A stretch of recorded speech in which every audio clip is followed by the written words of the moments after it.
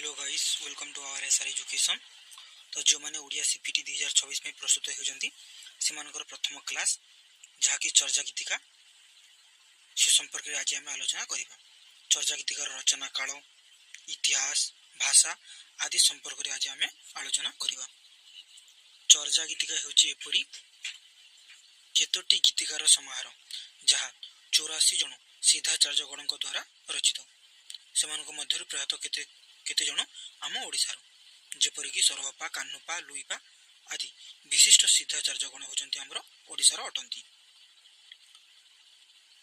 चर्चा गीतिकार भाषा जदि कहबा पिला माने तार विवादीय सृष्टि होइथिला कारण अनेक विशिष्ट कविगण पंडित माने निज निजर भाषा सह समान बोली बा निज भाषार अंशविशेष बोली चर्चा गीतिकार भाषा को ग्रहण करने एवं से विवाद सृष्टि होइथिला। जेपरिक अध्यापक विनायक मिश्र मैथिली भाषार अंशविशेष बोली चर्चा गीतिका को बा चर्चा गीतिकार भाषा को ग्रहण करने एवं राहुल संस्कृतायन जे कि बिहारी भाषार अंशविशेष बोली चर्चा गीतिकार भाषा को ग्रहण करथिले। बिरंची कुमार भुइया जे कि आसामी भाषार अंशविशेष बोली चर्चा गीतिकार भाषा को ग्रहण करी नेथिले। सेपरी हरप्रसाद शास्त्री जे कि चर्चा गीतिका को आविष्कार करी परिप्रकाश करथिले से बंगला भाषार अंशविशेष बोली चर्चा गीतिकार भाषा को ग्रहण करी नेथिले। सेपरी गोपाल चंद्र प्रहराज डॉक्टर करुणाकर कर ओडिया भाषार अंशविशेष बोली चर्चा गीतिकार भाषा को ग्रहण करी नेथिले।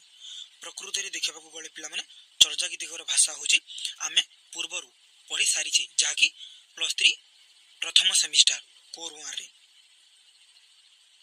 चर्चा गीतिकार प्रकृत भाषा हूँ पूर्व मागधी अपभ्रंश भाषा बा संधा भाषा अटे। तार रचना काल कहले त्रयोदश बा चतुर्दश शताब्दी को आदि पंडित कवि गण ग्रहण करी नेइछंती जहाँ केतोटी बही रे वर्णित। आहरी विशेष जानिबा पई बही उपर को जिबा। चर्चा गीतिका कहले स्थूलत बुझाए जे सरहपा सबरपा लुईपा कान्हुपा जोटा कि इधर पिला माने पार शेष को लेखा नहीं हेले यही जो सिद्धाचार्य गण अछंती जो 84 जन सिद्धाचार्य गण अछंती से मानकर नामर शेष रे पार संबोधन बा पा अक्षरटी संयोग करा जाई थाई जेमिति सरह सबर लोई कान्हु प्रमुख सिद्धाचार्य मानकर नामर शेष अक्षर रे पा पार संयोग होता जेपरि सरहपा सबरपा लोईपा कान्नुपा आदि 84 जन जो सिद्धाचार्य रहिछंती। यही 84 जन सिद्धाचार्य को द्वारा यही चर्चा गीतिकाटी रचित। मोहमोहोपाध्याय हर प्रसाद शास्त्री यही गीतिका समूह आविष्कर्ता। ख्रीष्टपूर्व 1937 से नेपाल रे प्राचीन पोथी पत्र संग्रह करुवा बेले दरबार रे पोथीशाल उक्त 50 टी गीतिका संग्रह खंडीय पोथी पाइथिली। ख्रीष्टपूर्व 1916 रे बंगीय साहित्य परिषद तरफ बौद्ध गान और दोहा नामक ग्रंथरी सरहपा और कान्हुपांक दोहा कस और डाकान्नव सहित यही गीतिका समूह से प्रकाश करथिले। ए गीतिका गुडिक प्रकाश करथिले से पोथीटीर 6टी पत्र नष्ट होई जेथिबारु जेपरिक पत्र नंबर 35 36 37 38 एटा 67 ना 77 जोड़ा रही और शेष पत्र जहाँ संभवतः 70 एथिरे 50 टी चर्चा गीतिका मध्यरु नंबर 23 गीतिकार प्रथम 3 पदर परवर्ती अंश नंबर जोटा कि 24 नंबर 25 और नंबर 48 गीतिका तीनोटी मिली नथिला। एटा ई तीनोटी मिली नथिला पिला माने जाय हो परवर्ती काल रे डॉक्टर प्रबोध चंद्र बागची तिब्बती अनुवादरू एही नष्ट खंडित अंशर आख्यात विषय उद्धार करिसंती एवं ताको भित्ति करी डॉक्टर सुकुमार सेन मूल गीतिकार परिकल्पित पाठ प्रकाश करिसंती। चर्चा गीतिकार संख्या किंतु 50 रे सीमित नुहे।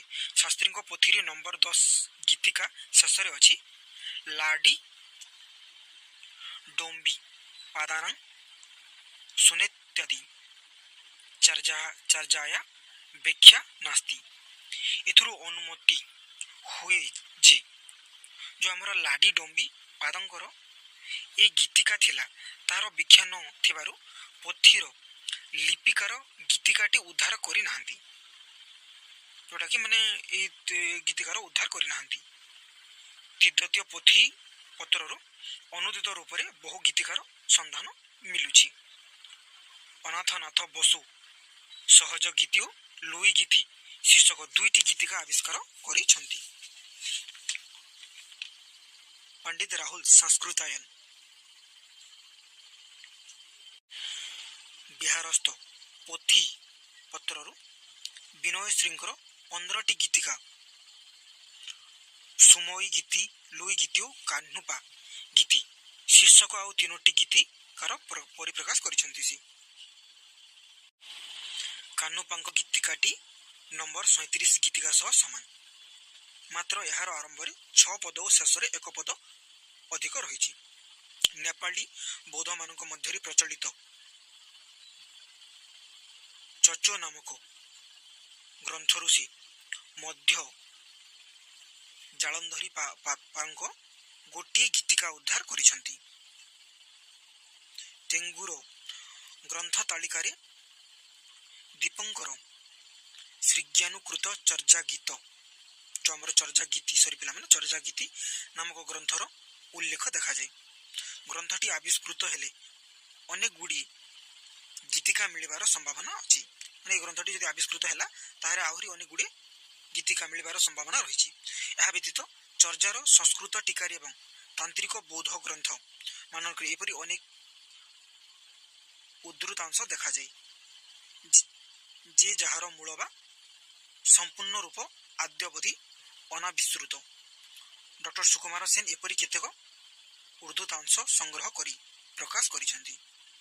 ବର୍ତ୍ତମାନ ଲିଖିତ ଆକାରରେ ଥିବା ଯେତେ ଗୀତିକାର ସନ୍ଧାନ ମିଳେ ତାଠାରୁ ବହୁ ପରିମାଣରେ ବେଶୀ ମୌଖିକ ରୂପେ ପ୍ରଚଳିତ ଥିଲା। ମାନେ ଯାହା କିଛି ଯେଉଁ ଗୀତିକାର ସନ୍ଧାନ ମିଳେ, ଯାହା ଲିଖିତ ବା ଲିପି ହେଇଛି ବା ଯାହାକୁ ଲେଖାଯାଇଛି ତାହାଠାରୁ ବହୁ ପରିମାଣରେ ମୌଖିକ ରୂପରେ ବେଶୀ ପରିମାଣରେ ତାମାନେ ମୌଖିକ ରୂପରେ ପ୍ରଚଳିତ ଥିଲା ଗୀତିକା ଗୁଡ଼ିକ। ଏହି ଗୀତିକା ସମୂହ କଣ୍ଠାନୁକଣ୍ଠ ପ୍ରସାରିତ ହୋଇ ଏବେ ବି ବୌଦ୍ଧ ଭିକ୍ଷୁକମାନଙ୍କ ମଧ୍ୟରେ ନେପାଳ ଓ ତିବ୍ଦତରେ ବଞ୍ଚି ରହିଛି। ମାନେ କଣ୍ଠାନୁକଣ୍ଠ ମାନେ ପାଟିକୁ ପାଟି ସେଇ ଗୀତିକା ଗୁଡ଼ିକ ମାନେ ପ୍ରସାରିତ ହେଇକି ଯେଉଁ ଆମର ବୌଦ୍ଧ ଭିକ୍ଷୁକ ମାନେ ଅଛନ୍ତି ନେପାଳରେ ବା ତିବ୍ଦତରେ ସେମାନଙ୍କର ପାଟିରେ ବା କଣ୍ଠରେ ଏବେ ମଧ୍ୟ ବଞ୍ଚି ରହିଛି। ଶ୍ରୀଯୁକ୍ତ ଶାସ୍ତ୍ରୀ ଜୈନିକ ନେପାଳୀ ଭିକ୍ଷୁ ମୁଖରୁ ଏପରି ଏକ ଗୀତିକା ସଂଗ୍ରହ କରିଥିଲି।